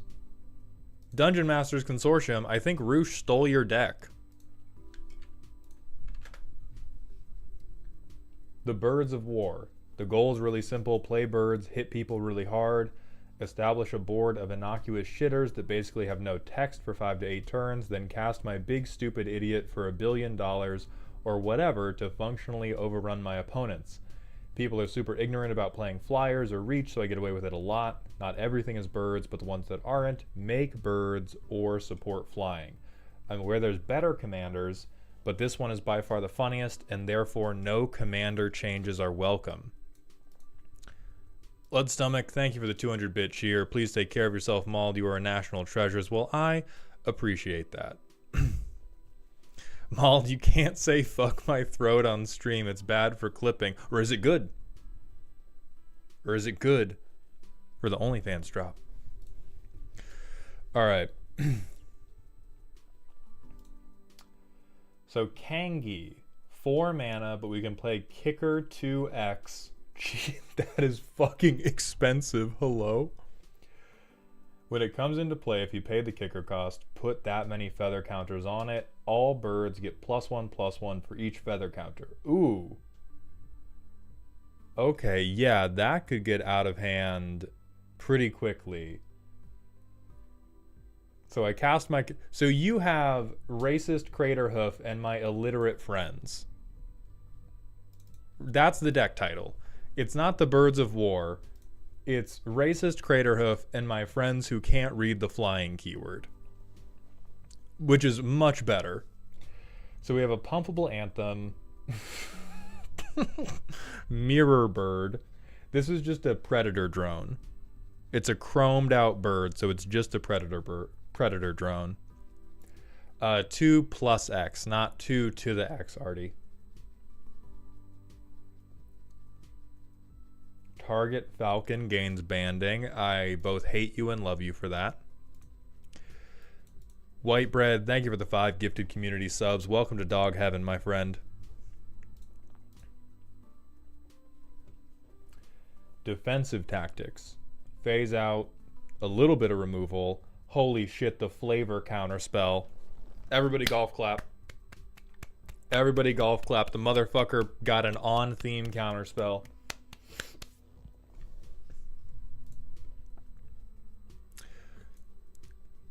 I think I also like render silent. Some people don't know when to shut the fuck up. Sometimes you will counterspell somebody and let them know, like, hey, your turn's done.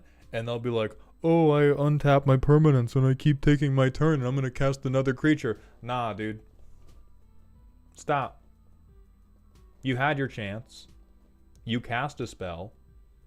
It did not spark joy. Give up. I hate you. I can't. I've been hit with this one time. I hate you so much. It's the right choice for the deck. I hate you. In thicket. I'm assuming this is just for the feather counters, but holy shit, do you need them for the feather counters? Okay, so these are all of our other board buffs. Fuck you, my garbage commander costs 7 mana to enter with 1 counter. I get this as a treat. I will allow it. In this one instance, I will give you the Smothering Tithe pass. You are still a coward for Teferi's protection, but I will let you have taxes. Because your garbage commander does cost 7 mana to enter with 1 counter. So you know what? Go ahead. Yeah, you know what? You get a treasure token to cast your fucking Battlefield Raptor. Do what you need to. Oh wait, hold on. Does Falconer... Has this been like oracled? Okay, it's all birds. We can give any bird banding. That's very important to the playability of this deck. Okay, we have an actually good card. An actually good card. I think this one just says bird on it. Okay, these are like... Ah, we were so close, man. Oh man, we were so close, dude. We had like 7 good birds in a row. We had like 7 good birds in a row, and then we got here. Okay, fall on your sword, sure. Damn, dude. Damn. Damn, dude. Okay, at least, hey, it does something on ETB. Protection from creatures, I think... Damn, that's bad. The bar for what a good card is actively falling through the floor. There are good birds, what is this? Hey, at least it says bird. This card specifically is very funny. You can put a feather counter... is 3/1 and has flying. I mean, yeah, stacking feather counters is insane. This bird costs 7 mana to enter with 1 counter. The alleged power level for this deck is silly, and I am very much inclined to agree with that. Okay, 36 lands. Holy shit. Okay, actually good bird. Honestly, I think there's a world where I get really mad at this deck, and I think the tag saved it. I think there's a world where I'm like, stop trying to hold together this stupid-ass bird deck with Smothering Tithe, and fuck you, my garbage commander costs 7 mana to enter with 1 counter. You're right. You're right, man. If you drop Smothering Tithe turn 3, and you go, I need 7 mana to get a 3/3... take it away.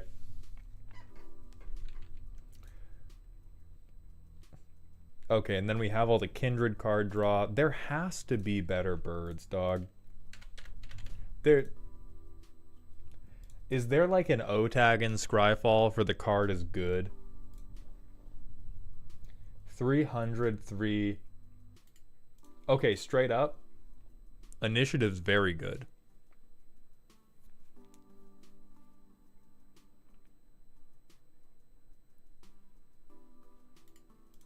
Extortion, right? This has to be playable. This has to do something.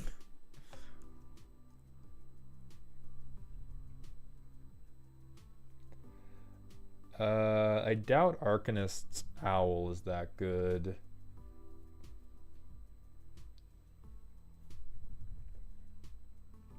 Titus, I do read TikTok chat, but I'm watching TikTok, YouTube, and Twitch chat all at the same time, so I do miss a fair bit of stuff, but I do my best.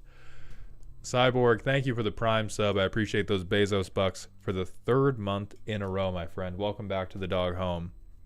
It has... Here we go. Oh, he only gives other birds +1/+1. My dumbass commander is 7 mana to still be a 2/2, but my other 2/2s are 3/3s. My bad. But let me put you on something, Roosh. Let me put you on the bird you're missing. Com please, Dad. Or XCOM please, Dad. Thank you very much for the Twitch follow. Welcome to the doghouse, my friend.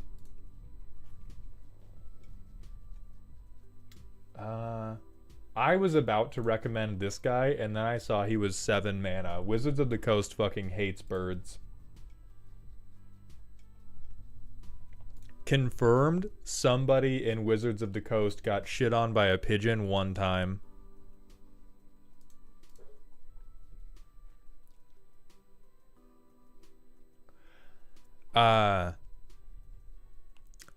Roosh, I do legitimately think Mind Sensor, there may be a better option than Mind Sensor only for political purposes, unless you have some dickhead at your table who is constantly tutoring. More than anything, even Mind Sensor is just going to make people mad at you on principle. Or actually, I'll say it depends on the table. This is a meta call. Certain tables are just going to get upset at stacks on principle.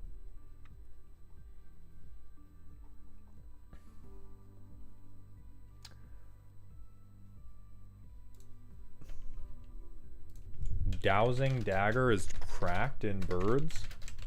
One of my friends has a Razaketh commander deck. Yeah, fuck that guy. Keep it in. Ooh. Royal Mouse, thank you for joining the dog home on YouTube. I appreciate that generosity very much. Okay, legit recommendation. Dowsing Dagger. Because if nobody's blocking flyers, this is crazy good ramp for your 7 mana dog shit commander.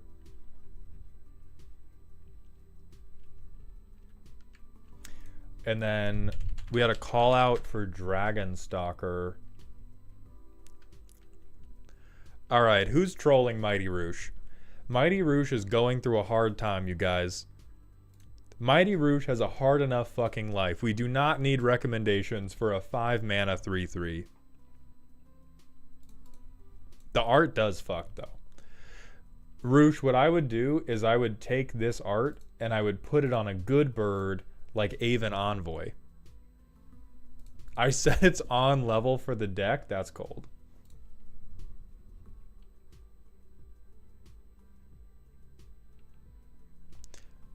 Dracon Fox, thank you for the Twitch follow. Welcome to the doghouse, my friend.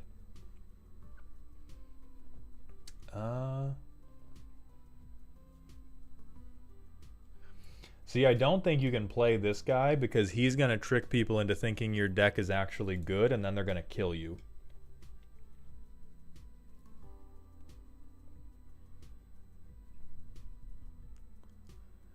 They do have Cartographer's Hawk in the deck. I agree that it is a crazy good card for hitting your land drops, but it is already up in there.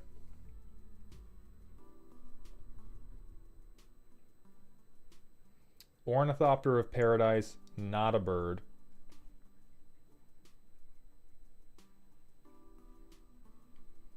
Damn, you really are playing the best birds. What is wrong with this creature type, man? Oh, and they have Mockingbird already. We could surveil one.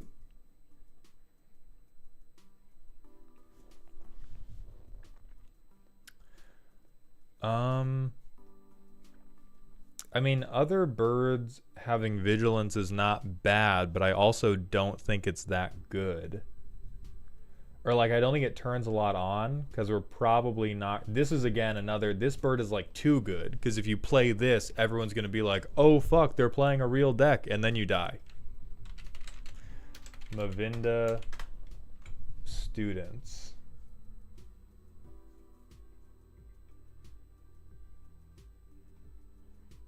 I guess my thing here is, what are we casting? Most people just let Ishai sit there. Okay, so you bully children. Do we want cost reducers to make the commander cost less? Yes, but we have a lot of the good colorless ones already.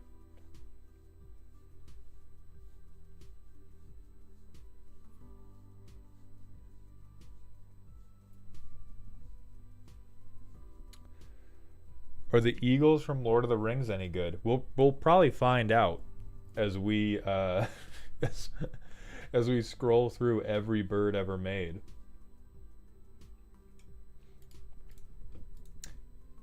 How many good ETBs do we have in the deck? Because Meneldor, if we have enough birds with decent ETBs, holy fuck, we do not.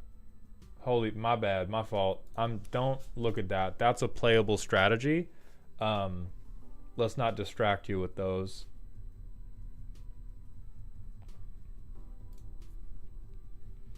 Is Keeper of the Nine Gales in there? I don't think it is. Oh, yes, it is. This is actually one of the birds I shit-talked.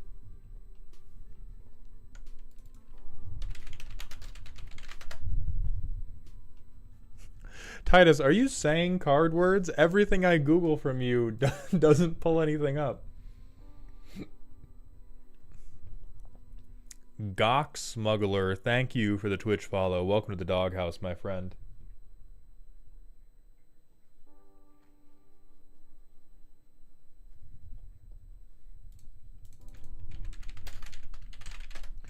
Avon Fogbringer.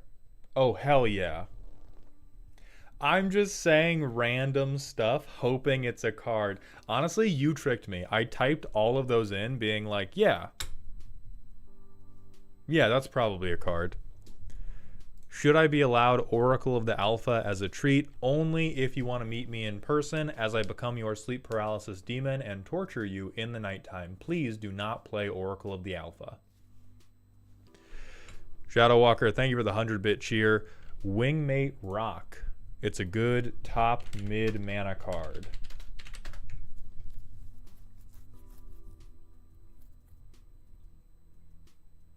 Honestly, 2 birds for 1 might be good enough. 2 for 1 on birds might be good enough for this deck, dude. Matthias 21212, thank you for the Twitch follow. Welcome to the doghouse, my friend.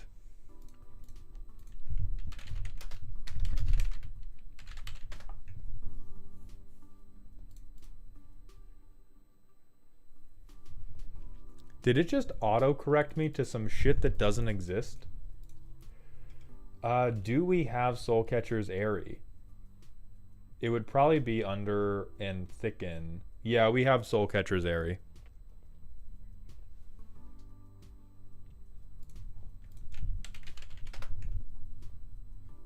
We have Soraya.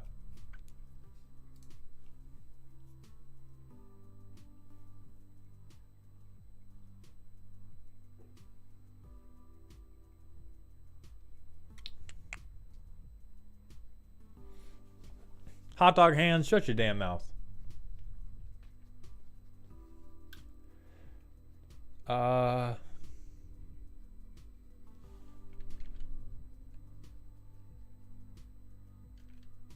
We looked at Gwahir, and I'm not actually convinced that we want the Vigilance. But Eclipse, thank you for all of these dope recommendations. I appreciate that very much. Yeah, Scouting Hawk would probably be worth it because the entire deck is solved by being able to cast Kangi for like 15 fucking mana. And so you need as much ramp as you can get. Stormscape Familiar, I would imagine, is probably already in the deck based on this fucking bird costs. Oh no. Now that said, Stormscape is only cost reduced by 1. So I'm not sure if it's the best, but we do have Warden of Evos Isle, which is kind of the same thing.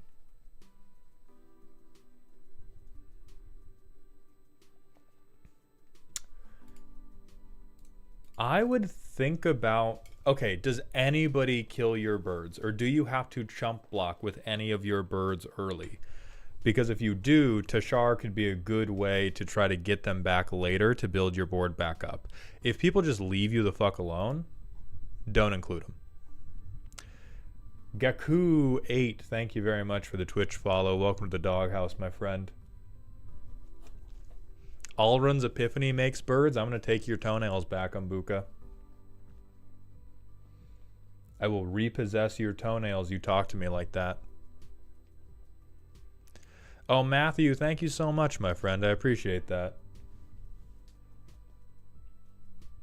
We're not gaining life.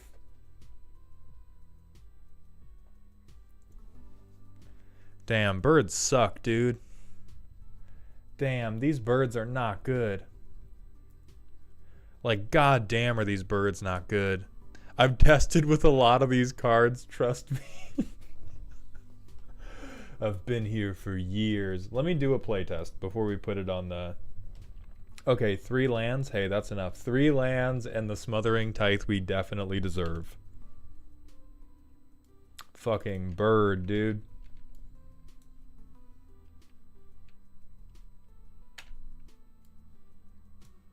Bird up.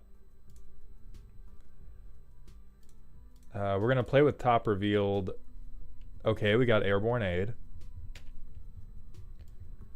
Fucking bird up, dude. I'm going to presume that because everybody's so nice, we get a treasure for every person in the game.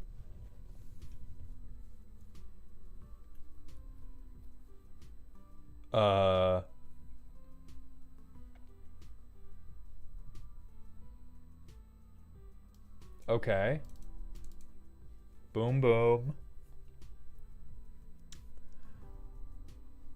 Yeah, we'll say, okay, we'll say the Watcher's out in a world where I'm not a complete idiot. King Boke, who's your favorite commander to play? Currently, my favorite commander to play is Henzi. I'm probably going to build a deck with the new Niv Mizzet from Foundations. Fuck it. Okay, I play Coastal Piracy. I hit somebody for 2. I get to draw my land. I play a plains... Oh, 1, 2, 3. We're up to 6. Or I would have drawn 2, actually, because I had a second creature with flying.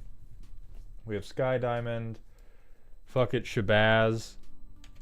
Hit for 2. Drop Cartographer's Hawk. Next turn. And now... So now we spend all of our mana. It's turn 7 in a game of Casual Commander. We're going to drop 9 treasure tokens into Kangi. So 9 treasure tokens plus 6 lands, 15 total mana. 4 go to his base cost, so that's 11 left. 2 go to the kicker, that's 9 left. We play 9. And now we get Bird Craterhoof. We have 1 11 11. We have 1 11 12. We have another like 16 16. It's finally our time to win. Our opponents cast Swords to Plowshares. We scoop. This is our final victory. I mean, like, God bless you, dude. You're doing the Lord's work so long as the Lord is a bird.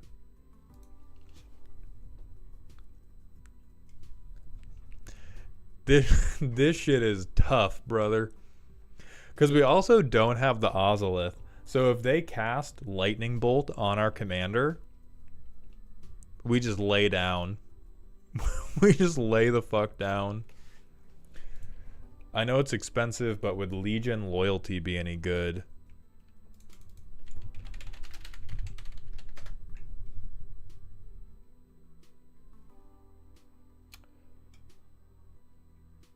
Legitimately, I think this is playable. Just in terms of like converting to lethal damage, this is probably better than any of your other big mana bombs, because you do have a couple meaningful combat damage triggers. What's our other thing at 7? It's gonna have to be pretty fucking good to compete against Legion Loyalty, I'll tell you what. Safara. That is pretty fucking good. Indestructible's pretty hot.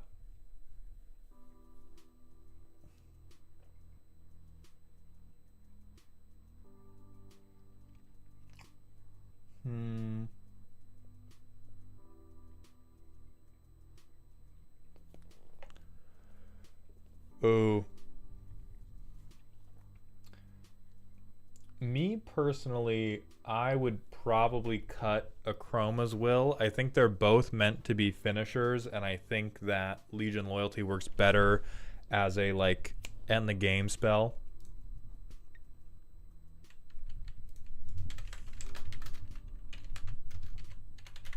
Swans of Bin Argol. Absolutely not, dude. Absolutely not. But other than that, I really like the deck. I think it's fucking your tag game is insane. I'm gonna give you the Smother pass just this one time. We will look at one more suggestion.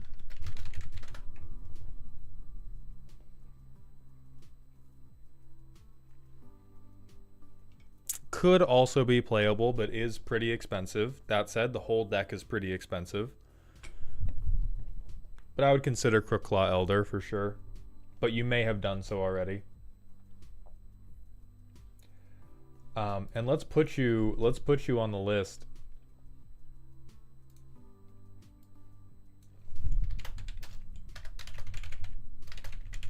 We're gonna put you in National Treasure.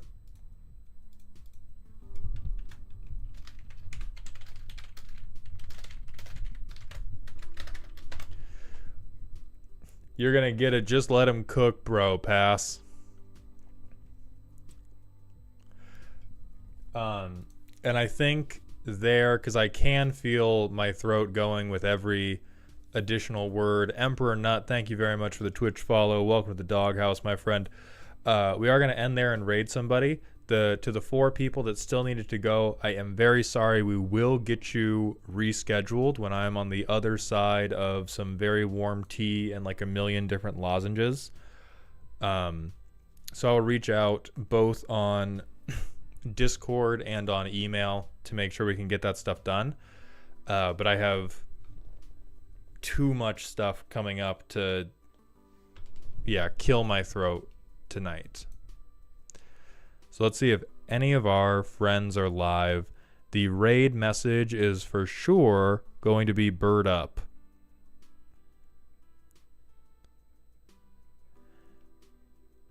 And then if anybody has recommendations for people they would like me to raid, go ahead and let me know, my friends.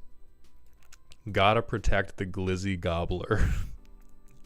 Thank you for the kind words, even if they make me a little bit weirded out. Raid Bruja. Oh, Bees Up. Yeah, we'll raid Bruja.